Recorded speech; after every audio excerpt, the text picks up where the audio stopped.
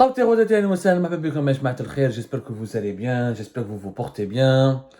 J'espère que tout se passe bien pour vous, parce que ça risque de se passer un peu mal pour notre pays. Il y a des signaux d'alerte, Yanas. Yanas, il y a des signaux d'alerte. Nous avons du potentiel, nous avons des capacités, nous avons des opportunités qui sont inexploitées dans notre pays. La situation économique dans la Chine. L'inflation trop élevée en Algérie n'est pas normale. L'appauvrissement des Algériennes et des Algériens n'est pas normal. La précarité, comment elle progresse en Algérie, ce n'est pas normal. Wallah, c'est pas normal. Encore une fois. Il y a eu tellement d'événements de 2019 jusqu'à aujourd'hui qu'on aurait pu faire des changements importants.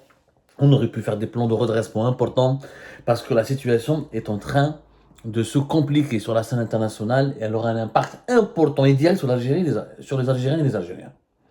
Je vous explique. Nerdou la différence entre 2022 et 2023. 2022, on a gagné beaucoup d'argent. Enfin, on n'a pas gagné beaucoup d'argent, on a gagné beaucoup d'argent par rapport à 2021, par rapport à 2020, par rapport à 2019. Et on n'a rien fait avec cet argent. On n'a pas lancé de grands projets. J'ai fait une gare ferroviaire, barrage vert, une clinique, voilà. Il n'y a pas de projet économique là-dedans. La situation est paralysée, ce n'est pas normal. Sauf que cette fois-ci en 2023, on va pas gagner les mêmes, on n'aura pas l'argent qu'on a gagné en 2022. En termes clairs, les revenus qu'on va avoir, qu'on va gagner en cette année 2023, qui tire vers l'avant, on est en fin octobre, c'est bon, on est à la fin de l'année 2023 pratiquement, il ne reste que 2 mois, on va gagner beaucoup moins d'argent par rapport à 2022.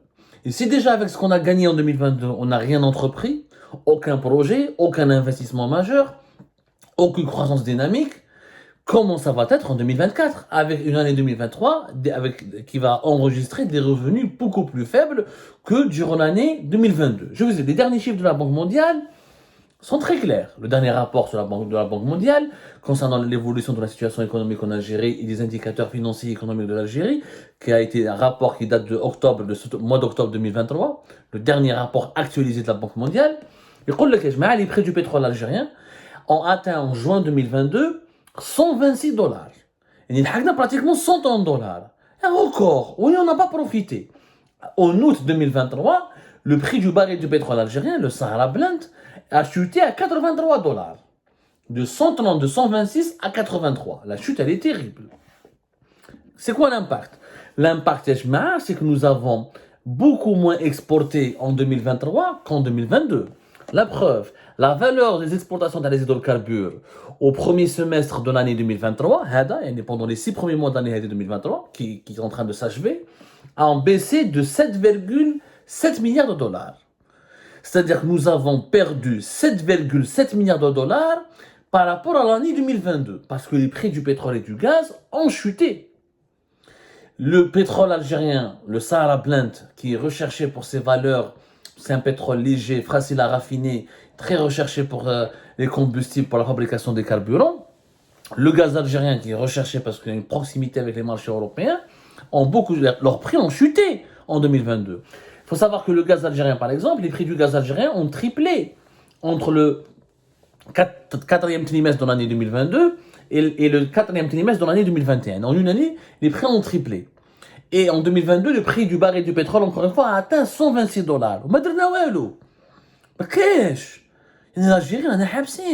Avec autant d'argent, on aurait pu lancer de méga projets, inaugurer des nouvelles villes, lancer de grandes usines, faire des investissements. Ça n'a pas été fait. Cette année 2023, déjà nous avons perdu 7,7 milliards de dollars par rapport au deuxième semestre de l'année 2022. Et on risque malheureusement, au lieu d'avoir 32 milliards de dollars qu'on avait gagnés durant un seul semestre durant l'année 2022, on a eu que 24 milliards de dollars pendant un seul semestre de l'année 2023. C'est-à-dire que si en 2022 on a gagné l'équivalent de presque 60 milliards de dollars grâce aux exportations du pétrole et du gaz, avec l'année 2023, on fera moins de 50 milliards de dollars. C'est-à-dire au minimum, nous allons perdre plus de 10, voire pire. Parce que les prix du baril du pétrole vont remonter d'ici la fin de l'année. On pourra, durant ce troisième trimestre de l'année 2023, on pourra limiter les dégâts. Mais avec les prix actuels, on risque de perdre entre 14 et 15 milliards de dollars. C'est-à-dire on va se retrouver avec des exportations de 45, 48, dans les meilleurs des scénarios. Ce qui veut dire que nous avons perdu de l'argent par rapport à une année 2022 qui était une année faste. Or, encore une fois, je vous dis ça parce qu'avec l'argent qu'on a gagné en 2022, on n'a rien fait. On est juste en train d'augmenter les salaires des fonctionnaires, augmenter les trains de vie de l'État, augmenter les budgets des institutions étatiques, des institutions publiques. Or, l'argent qui devait être investi pour la création de richesses, pour la création des emplois, pour le développement économique du pays, pour le rattrapage du retard technologique et scientifique, cet argent n'a pas été investi.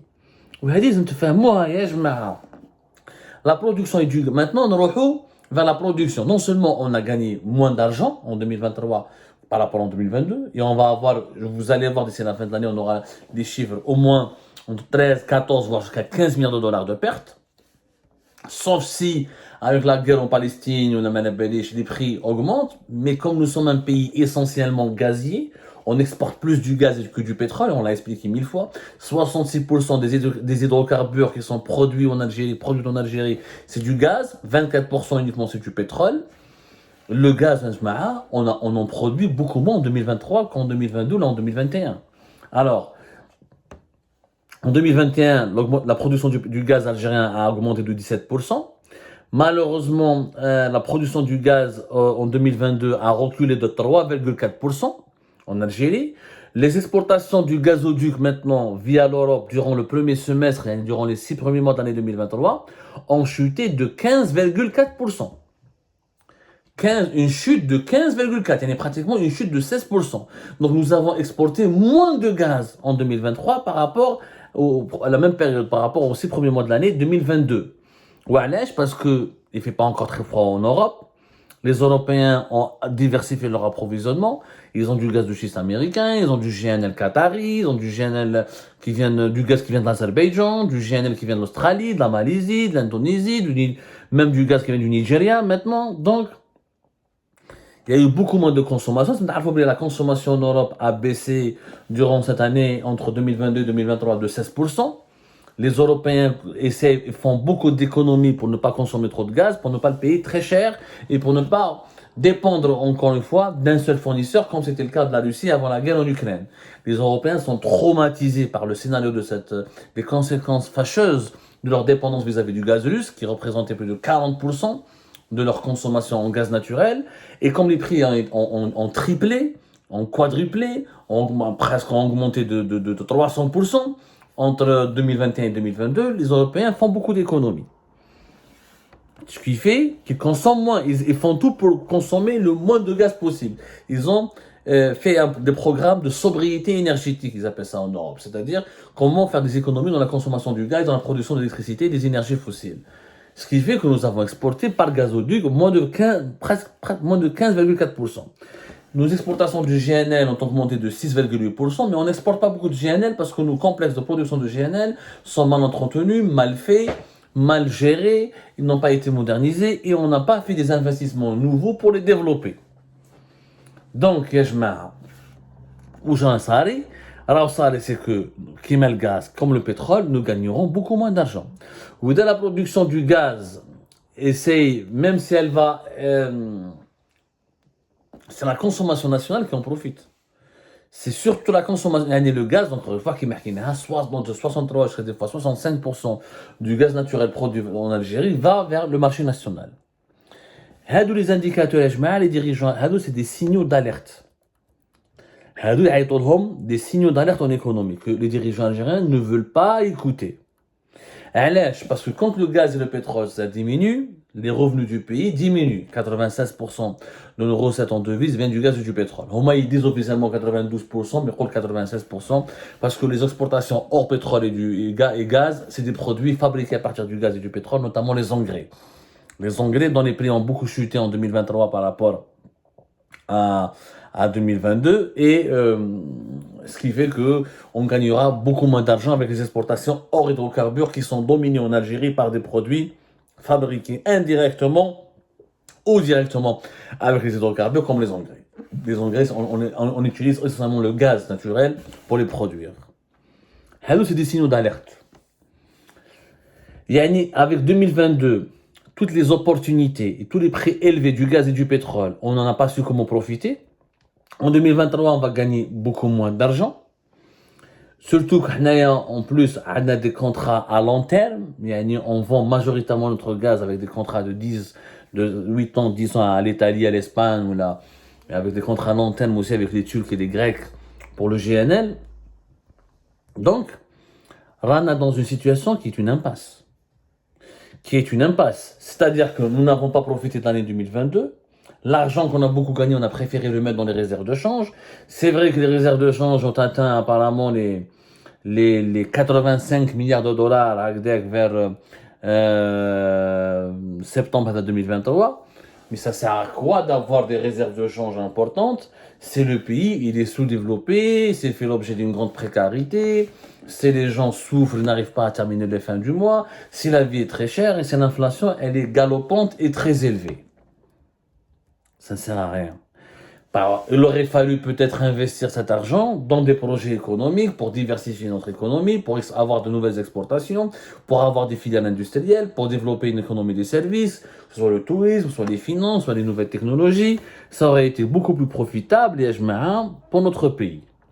En parallèle, la facture si les exportations diminuent, la facture de nos importations augmente. Les chiffres de la Banque mondiale, ils disent qu'au premier semestre de l'année 2023, la facture des importations de l'Algérie a augmenté de 6,9%.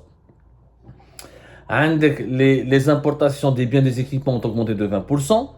Les importations des biens en consommation non alimentaire ont augmenté de 13%. Et les importations alimentaires, heureusement que les céréales, tout ça, ça a diminué. La facture, leur valeur a baissé de 2,9%. Heureusement. Mais on a des exportations qui diminuent, et des importations qui augmentent. Et c'est un effet mécanique. Tu gagnes moins d'argent, tu dois continuer à dépenser plus, parce que tu as une population de plus en plus importante, tu as une inflation qui est galopante, tu as une production faible, tu as des besoins qui sont de plus en plus importants. هذو هما les signaux d'alerte. حكينا لكم البارح le grand déséquilibre qui menace l'Algérie. Nous sommes dans le début de ce processus du grand déséquilibre. L'argent qu'on gagne, il faut arrêter de le mettre dans les réserves de change qui ne servent à rien avec des taux d'intérêt faibles. Il faut arrêter de les donner, de booster ou de renforcer les budgets des ministères et des institutions et des gouvernements, ou là, des multiples postes du gouvernement. Il faut investir dans l'économie.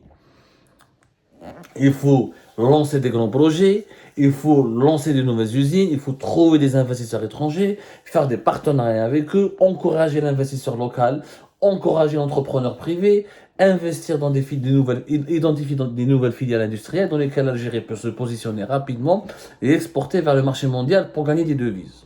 Donc ce travail n'est pas fait. Je vous assure, vous allez voir, peut-être qu'en 2024, les prix du pétrole et du gaz vont encore plus chuter.